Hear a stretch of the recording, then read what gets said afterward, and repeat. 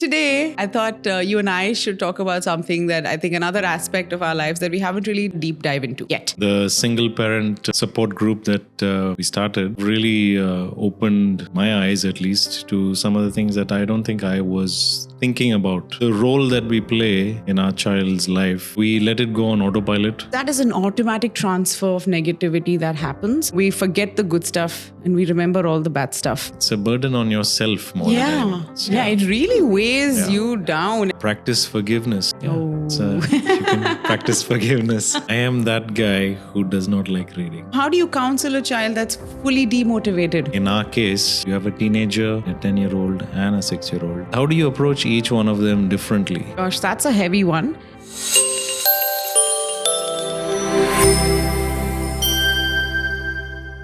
Hello and welcome back. This is Hey Karish, Season 2. I'm your host, Karishma. And before we get to meet today's guest, I want to give a quick shout out to @Shubs09, who said on one of our recent videos, always wanted to watch your series, Karish, keep adding to my playlist, but never get to watch. But this video, I sat and listened to her whole story. So humble and such an inspiration. Everything happens for a reason. Now, that one came in for the very first episode of this season featuring Anshita. If you haven't yet checked out that video, please do go ahead and do so.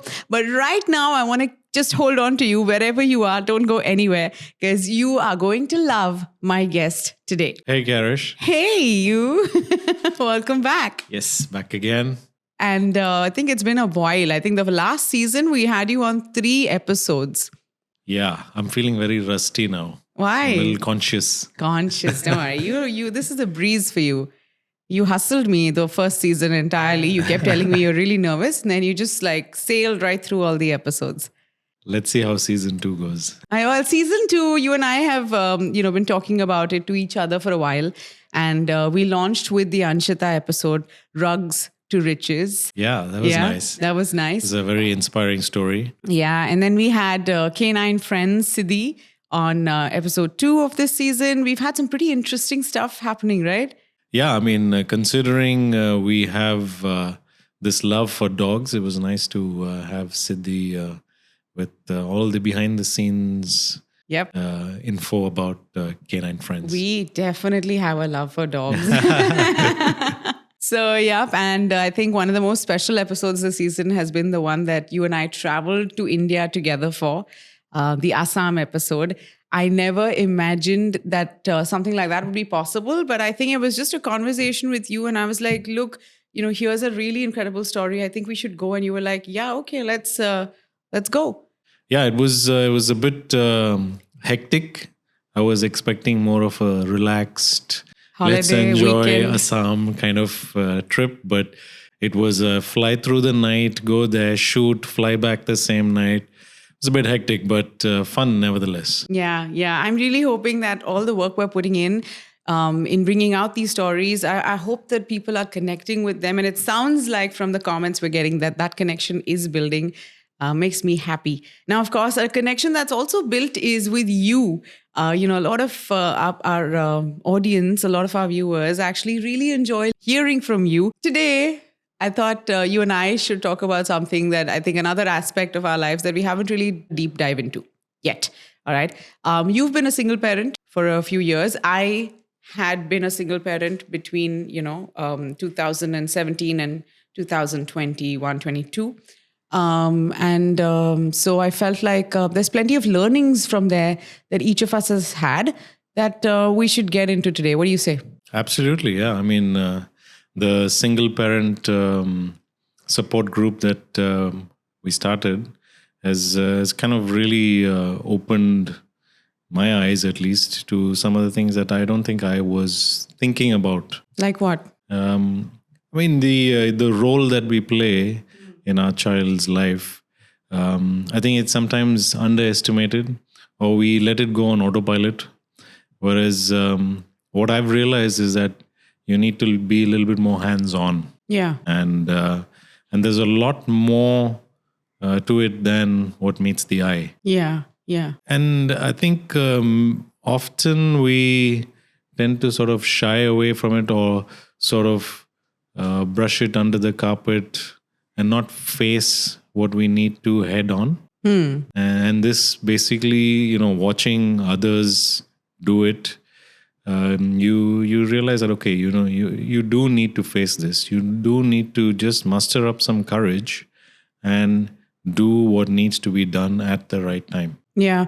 It's interesting. When we started this group, I don't think everybody in general in the world understood what the single parent support group was truly going to be about.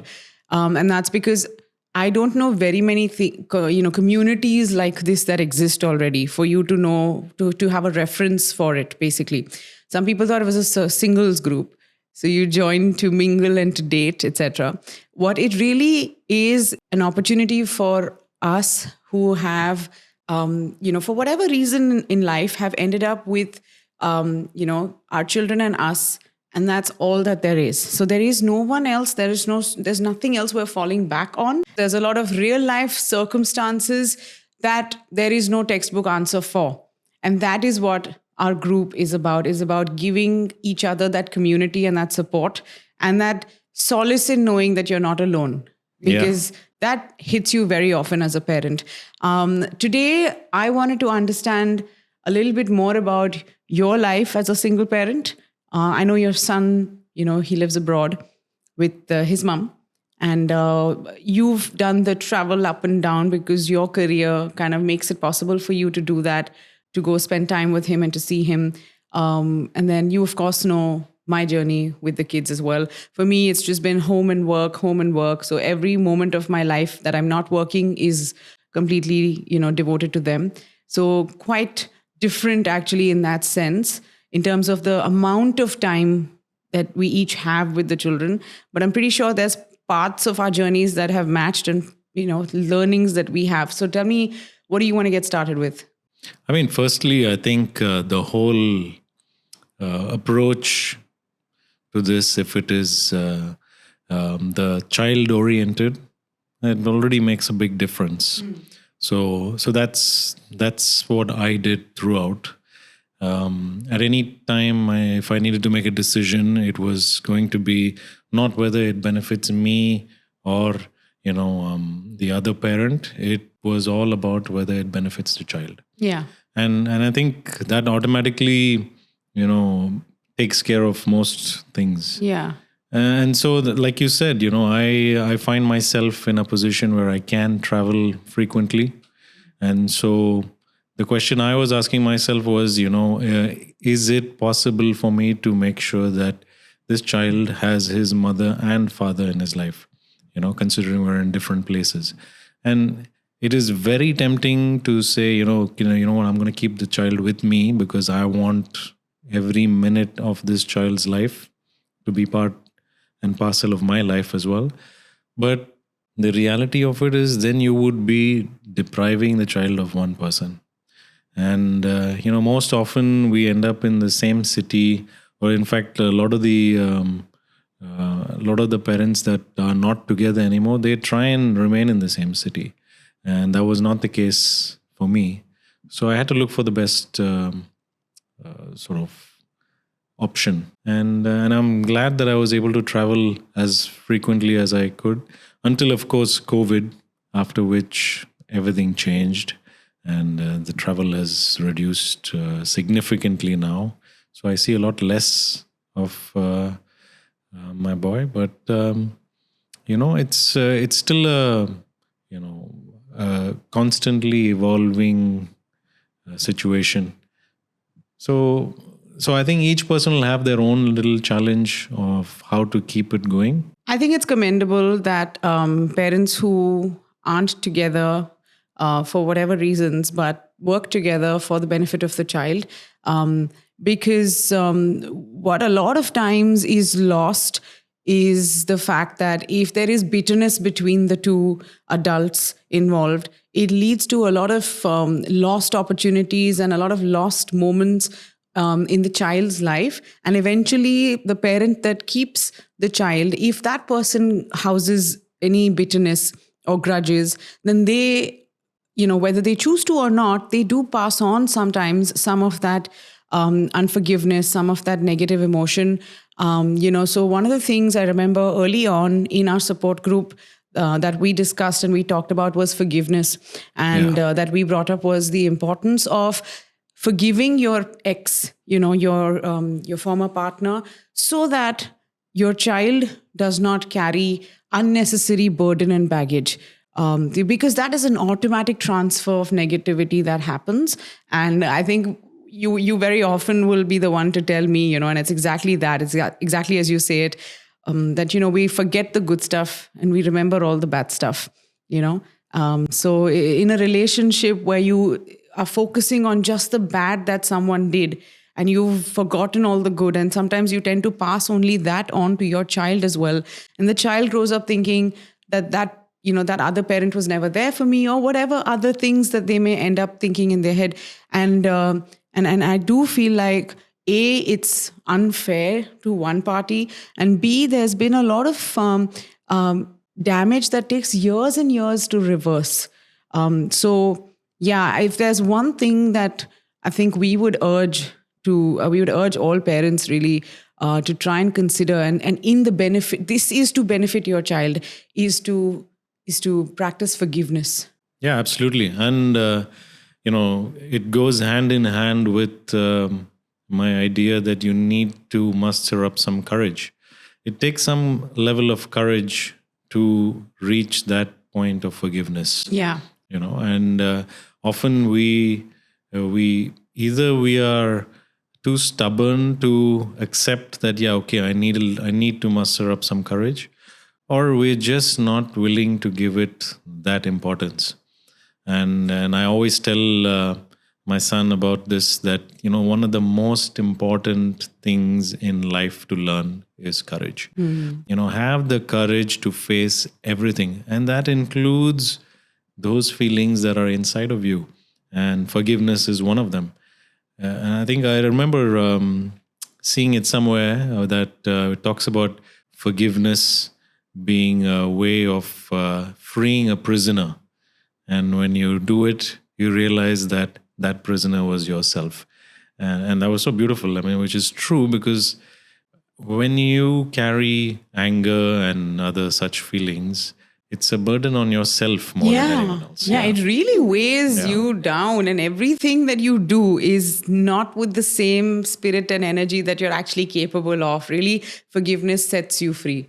Absolutely. Yeah, practice forgiveness, and in the little things that you see in life, the person who cut you off on the road, you can practice forgiveness. That's a good place to start, really. The other side, there's also parents like me, where the other partner is no more. And so there are similar challenges with kids as there are around the world. And there's a lot of grief and other things that you're managing, the children's and your own, etc. In the single parent support group, one of the most wonderful things that we do is we're able to bring in guest speakers. And a friend of mine, Amy, who recently came to one of our sessions, now she's been a student counselor for years, and she brought up some very interesting points on working to connect with children. And she's had years and years of experience with kids. And I think all the parents that evening, we took home something that each of us had a real life situation and we wanted to apply it in. One of the things that she mentioned was emotional attachment. See moments, and especially moments of struggle, as opportunities where you can emotionally create an attachment with your child. Right? So, for example, somebody's struggling with Arabic or is struggling with a subject in school. As a parent, at that moment, when the child comes to you and acts up, and you find that the actual problem is that, they're struggling with math or geography or whatever the case may be, science. If you're able to sit down with them and help find, techniques for them to master that, or find a solution in whichever way possible for you as a parent, it helps the child know that, no matter what it takes my parent, if I come to them with a problem, they will come with me to help find an answer. And children may not understand it in that moment, in that depth, but in life, that's an experience that they will always remember. Yeah. That my parent was there. That's one thing that she talked about. Number two, she mentioned the importance of reading. She really Yes. emphasized on how valuable it is to encourage our children to read.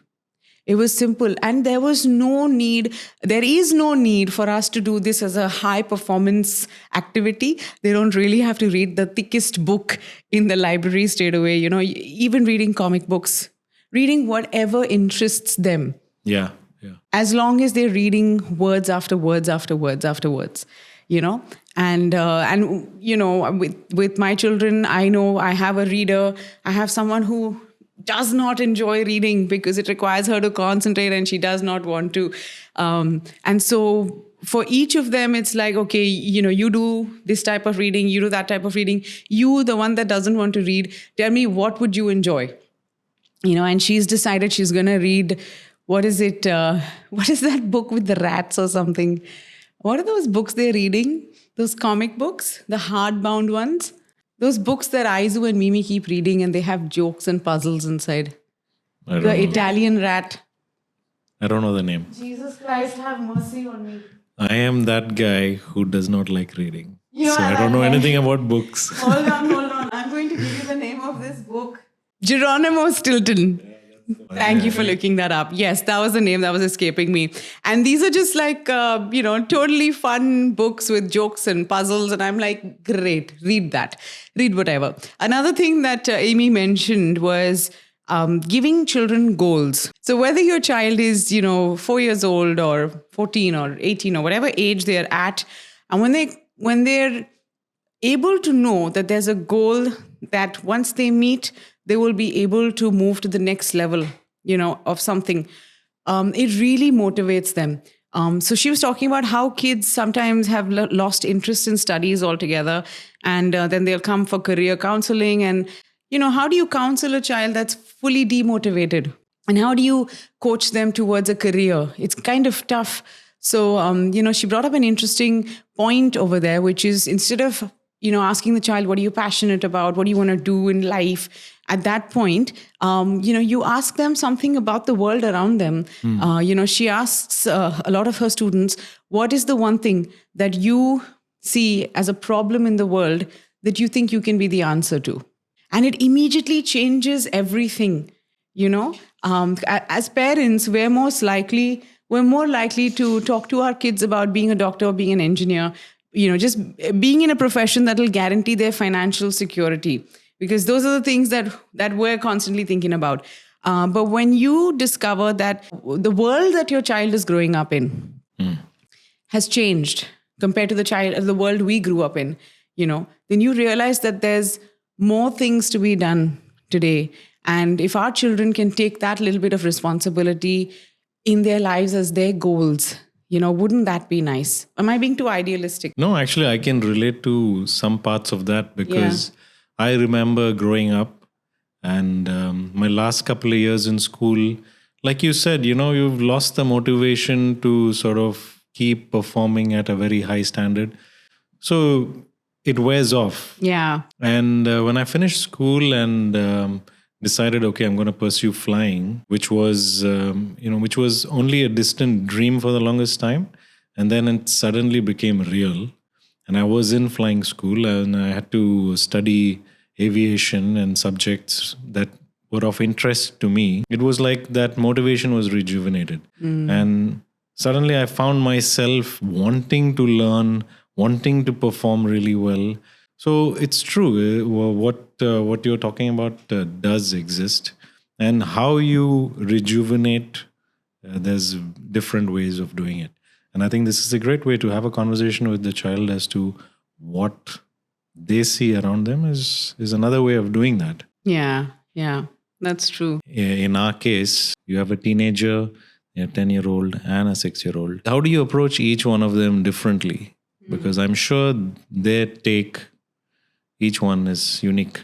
How do you approach them in what In context? coping with, for example, the trauma of loss or the change. How do you help them cope with the change? Gosh, that's a heavy one. My automatic response from the get-go has been to be there for them. I saw myself as the wall that will not let them fall. So I'm going to be there no matter what, you know. And so whatever it was that was needed at the time from me, I will be there for. And I'm not talking about material things. I'm talking about emotional support. And for example, with my eldest one, who was 7 years old at the time, when her dad passed away, she needed to know that I was going to be there always, because sometimes she would tell me that I'm never allowed to be with anyone else ever again. Sometimes she would cry and hug me and tell me, I don't want you to die. So it was different statements, but the idea was the same, that she needed to know that I'm always going to be there. Yeah. So for her, that's the reassurance that I've always tried to give her, that I am always going to be there. I'm never going to disappear on her, And for my younger daughter, who was 4 at the time and was insanely in love with her dad, and vice versa. She was also really young, but she understood that you're not going to wake up and see him, anymore in your life. And she used to sleep on top of him. They had the cutest relationship. She would climb up on him and sleep on his tummy and sometimes. And then, so for her to realize that none of that is ever going to happen again, it's obviously tough. And I think all that she needed at the time was for me to just continue to love her, for me to just continue to show her affection. So with my girls, it's been a lot of holding them physically. I do this thing called mama roll with them, where I just grab them and roll around on the floor that they'd enjoy. But I had to stop doing it because I was pregnant and I couldn't really roll around anymore. So to the point where I could do it, I did, and then I had to stop. With my youngest one, Isaiah, obviously it's a completely different ballgame here, because with Isaiah, the emotions are higher on my end than they are on his end, as far as knowing what's happened is concerned, because he has no idea, So I think with him, it was just doing things normally. There's really no love lost for him, in this regard. But I think with the girls, definitely different challenges at different times. Being there, but also, can I tell you, I've realized that sometimes as parents, we also overcompensate. And that's a mistake that we make, and we don't learn from it. So yeah, the kids are going through difficulties or challenges, and yeah, we want to be there for them and we want to make things as cushy as possible. But at the same time, you do not want to take away your child's ability to deal with situations, because you're going to deal with everything on their behalf. You want them to be able to rise up. So if that means that there's a difficult situation, you need to tell them that this is time for them to rise up to the challenge. Yeah. That's very important. And I only realized that once I met you. Because, like I said, up until that point, everything in our lives was kids and home in my life. Once I met you, I was giving a portion of my time and attention to you. And that became a problem at home with the kids, because I was questioned as to why I'm taking time away from them. And I realized that this imbalance of authority is not going to be helpful within the family. I'm still the one that's the parent, and they're still answerable to me. And that has not reversed. It's not become the other way around suddenly because I don't have a life partner. That has not changed. I still am the one in charge, and I still need them to understand, the responsibilities and roles that each of us has, only because I believe that there are certain things that we understand as we grow. And you cannot burden children with that expectation that they will understand as much as an adult. Yeah, absolutely. Yeah.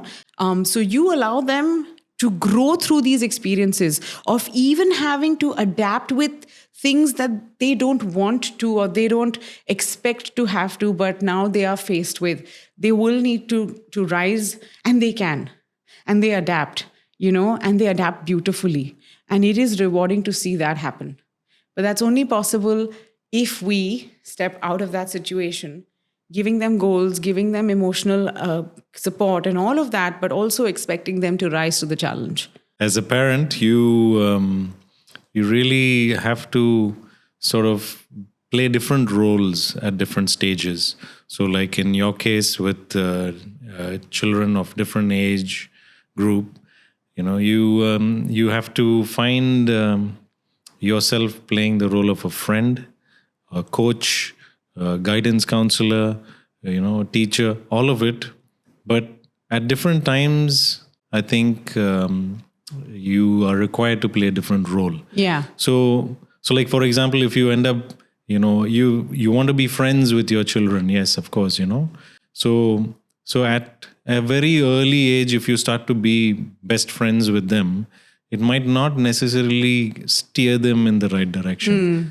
So you see the teenage child, for example, you want to be a coach, who's going to sort of give them a little bit of push here and there. Exactly like in a typical sports movie. Exactly. Right? Exactly. Yeah. So push them where they don't want to go until a point when they realize, oh, this is where I wanted to be actually, And then later as they grow up into young adults is the time for you to be best friends. And you can go out and, catch up for a drink or something like that. Get hammered together. Whatever. Yeah, okay. But I don't drink, by the way, for the record. So yeah, we as parents do have to play so many different roles.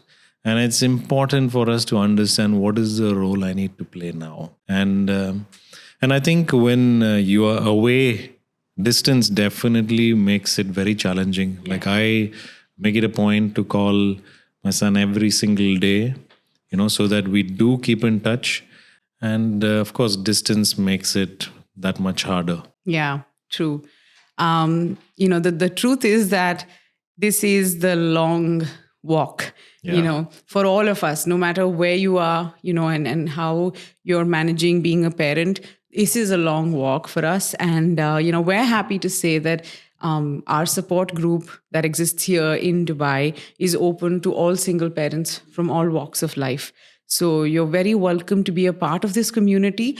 And we're hoping that more of us will come together so more of us can be there for one another.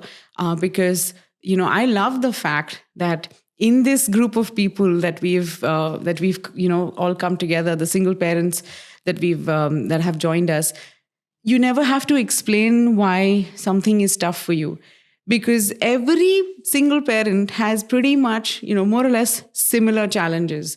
And I remember sometimes, my friends asking me why I don't hang out with them or why I don't step out for dinners with them, etc. And it just seemed bizarre to me, that they would expect me to make those arrangements in my life. But I also realized that you don't understand. People don't understand. Not everybody understands the dynamic. The challenges. Yeah. So it is nice to meet people who do get it. You don't have to explain anything. Yeah, it makes sense. Yeah. And to know that you don't have to walk this alone. Absolutely. It makes a very big difference. So do look for us. It's together with Karishma, the single parent support group that you're looking for in Dubai. You can find me on Instagram and DM me there, and I'll walk you through the steps after that. It's pretty simple, actually. Chandran, thank you so much for coming back. You're here pretty much every episode that we shoot. It was so funny because today, just when I was ready to shoot, Neeth, who's from our production team, the head of TNBP, he's like, yeah, but who's your guest? Because Chandran is always walking around. So he's like, where is your guest? I'm like, hello, this is the guest. Yeah, I'm usually behind the scenes. Yeah. Today in front of the spotlight. And it's I'm always happy to just have you, whether behind the scenes or here. So thank you. And I can't wait to have you back for another aviation special episode. Okay, done. All right. See you soon. Come back for more right here on Hey Karish. Thank you for joining us. Thank you for keeping this podcast going with your love and comments. So tell us how you liked today's episode, and we'd be happy to get more and more incredible stories out there for you. Hey, this is Chandran, and here I am once again crushing the party at Hey Karish. Don't forget to like, share, and subscribe.